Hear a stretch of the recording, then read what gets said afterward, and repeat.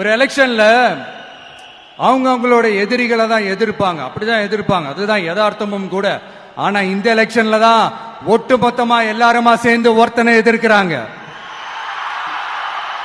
ஒட்டுமொத்தமா எல்லாருமா சேர்ந்து இந்த விஜயை எதிர்க்கிறாங்க.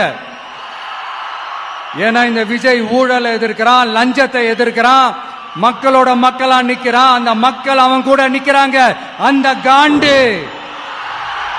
சூப்பர் மக்கள் சார், நம்ம மக்கள்.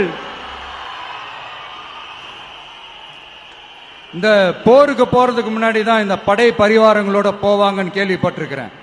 ஆனா நீங்க என்னடானா இந்த ஒண்ணுத்துக்கும் உதவாத இந்த பால் டப்பாவை உருட்டிக்கிட்டு இருக்கீங்களே சார். உண்மையிலே இந்த எலெக்ஷன் எதுக்கான எலெக்ஷன் சொல்லட்டுமா? தமிழ்நாட்டு மக்களுக்கும் ஊழலுக்கும் நடக்கிற போர், தமிழ்நாட்டு மக்களுக்கும் லஞ்சத்துக்கும் நடக்கிற போர், தமிழ்நாட்டு மக்களுக்கும் இந்த நிர்வாகத்தை சரியா செய்யாத இந்த திமுக அரசுக்கும் நடக்கிற போர், அதாவது தமிழ்நாட்டு மக்களுக்கும் உங்க ஆட்சிக்கும் நடக்கிற போர், தமிழ்நாட்டு மக்களுக்கும் ஸ்டாலின் சாருக்கும் நடக்கிற போர். இன்னும் சுருக்கமா சொல்லுனா விஜய்க்கும் ஸ்டாலின் சாருக்கும் நடக்கிற போர்.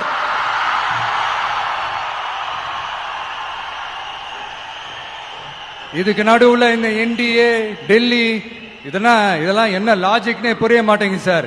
தமிழ்நாடு தான் விஜய், இந்த விஜய் தான் தமிழ்நாடு. தூய சக்தி டிவிகேவுக்கும் தீய சக்தி டிஎம்கேவுக்கும் தான் இந்த போர். உக்கிரமா இருக்கிற இந்த போர்ல மறுபடியும் ஒண்ணுத்துக்கும் உதவாத இந்த பால் டப்பாவை உருட்டிக்கிட்டு இன்னொரு காமெடி வேற. அது என்னடானா அவரோட ஆட்சியில தான் தமிழ்நாடு சூப்பர் ஸ்டார் மாநிலமா இருக்குதான். கரெக்ட், தமிழ்நாடு சூப்பர் ஸ்டார் மாநிலம் தான். காமராஜர் அவர்கள் டைம்ல, அண்ணா அவர்கள் டைம்ல, எம்ஜிஆர் அவர்களோட ஆட்சியில.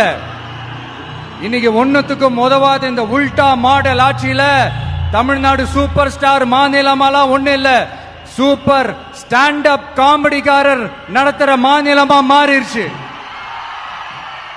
மக்களே, உங்களுக்காக மட்டுமே தான் வர தடைகள், சதிகள், சூழ்ச்சிகள் எல்லாத்தையும் தாண்டி இந்த 2026 இந்த தேர்தல்ல டிவிக்கு தில்லா நிற்கும்.